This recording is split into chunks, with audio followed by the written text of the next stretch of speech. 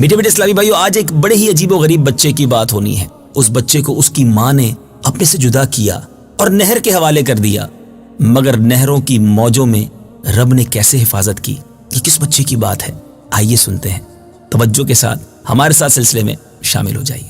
یاد رکھیے کہ جب فرعون کو نجومیوں نے یہ خبر دی تھی کہ بنی اسرائیل میں ایک ایسا بچہ پیدا ہوگا جو تیری سلطنت کی بربادی کا سبب ہوگا، فرعون نے اپنی فوجوں کو یہ حکم دے دیا تھا کہ بنی اسرائیل میں جو بھی لڑکا پیدا ہو اس کو قتل کر دیا جائے۔ اسی مصیبت اور آفت کے دور میں حضرت موسیٰ علیہ السلام پیدا ہوئے تو ان کی والدہ نے فرعون کے خوف سے آپ کو ایک صندوق میں رکھا اور صندوق کو مضبوطی سے بند کر کے دریائے نیل میں ڈال دیا۔ دریا سے نکل کر ایک نہر فرعون کے محل کے نیچے بہتی تھی۔ یہ صندوق دریائے نیل سے بہتے ہوئے نہر میں چلا گیا۔ اتفاق سے فرعون اور اس کی بیوی آسیہ دونوں محل میں بیٹھے نہر کا نظارہ کر رہے تھے۔ جب ان دونوں نے صندوق کو دیکھا تو خدام کو حکم دیا کہ اس صندوق کو اٹھا کر لائیں اور محل میں لائیں۔ جب صندوق کو کھولا گیا تو اس میں سے ایک نہایت خوبصورت بچہ نکلا جس کے چہرے پر حسن و جمال کے ساتھ ساتھ انوار نبوت کی تجلیات بھی چمک رہی تھی۔ فرعون اور آسیہ دونوں اس بچے کو دیکھ کر دل و جان سے اس پر قربان ہونے لگے۔ اور آسیہ نے فرعون سے کیا کہا، یہ الفاظ قرآن میں موجود ہیں، آئیے سنتے ہیں۔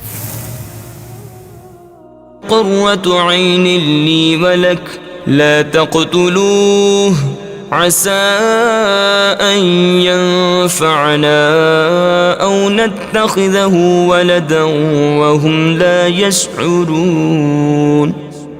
ترجمہ، یہ بچہ میری اور تیری آنکھوں کی ٹھنڈک ہے، اسے قتل نہ کرو، شاید یہ ہمیں نفع دے یا ہم اسے بیٹا بنا لیں، اور وہ بے خبر تھے۔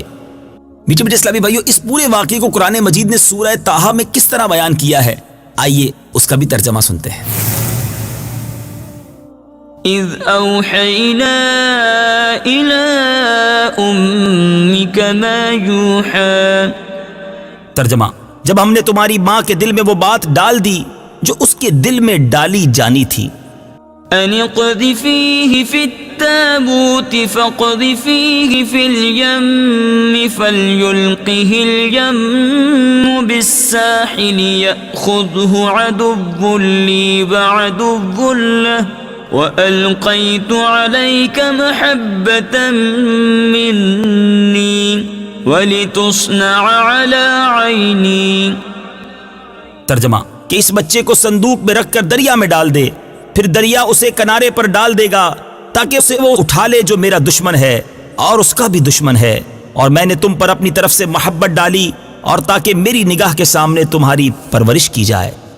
میٹھے میٹھے اسلامی بھائیو، کتنی عجیب بات کہ جس فرعون سے بچنے کے لیے حضرت موسیٰ علیہ السلام کی والدہ نے آپ کو نہر کے حوالے کیا، صندوق میں ڈال کر دریائے نیل میں ڈال دیا، اسی فرعون کے گھر پر اب آپ یعنی حضرت موسیٰ علیہ السلام پہنچ چکے ہیں۔ چونکہ ابھی حضرت موسیٰ علیہ السلام شیر خوار بچے تھے، اس لیے ان کو دودھ پلانے والی کسی عورت کی تلاش ہوئی، مگر آپ کسی عورت کا دودھ نہیں پیتے تھے۔ ادھر حضرت موسیٰ علیہ السلام کی والدہ بھی بڑی پریشان تھی کہ نہ معلوم میرا بچہ کہاں اور کس حال میں ہوگا۔ پریشان ہو کر انہوں نے حضرت موسیٰ علیہ السلام کی بہن، آپ کی بہن کا نام مریم تھا، جستجو حال کے لیے، معلومات کے لیے فرعون کے محل میں بھیجا۔ اور جب مریم نے یہ حال دیکھا کہ بچہ کسی عورت کا دودھ نہیں پیتا تو انہوں نے فرعون کو کہا کہ میں ایک ایسی عورت کو لاتی ہوں، شاید یہ بچہ اس کا دودھ پینے لگے۔ چنانچہ مریم نے حضرت موسیٰ علیہ السلام کی والدہ کو کہا اور وہ فرعون کے محل میں پہنچ گئی۔ انہوں نے جیسے ہی جوش محبت سے، بیٹا تھا جدا ہو گیا تھا، ماں تڑپ رہی تھی، تو حضرت موسیٰ کو جب سینے سے لگایا اور دودھ پلایا تو آپ دودھ پینے لگے۔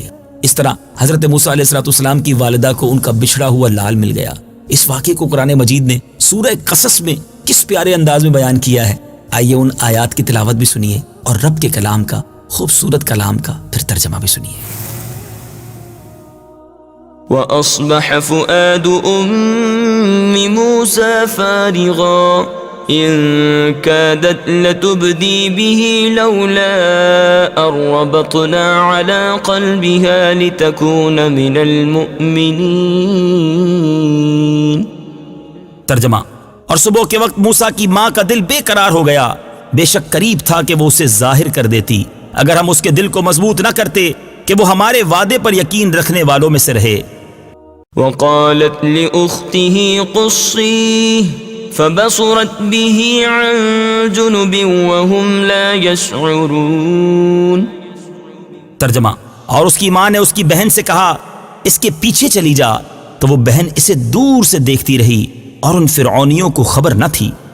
وحرمنا عليه المراضع من قبل فقالت هل أدلكم على أهل بيت يكفلونه لكم وهم له ناصحون۔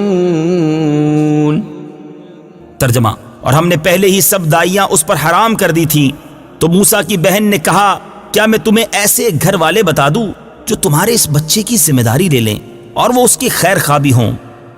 فرددناه إلى أمه كي تقر عينها ولا تحزن ولتعلم أن وعد الله حق ولكن أكثرهم لا يعلمون۔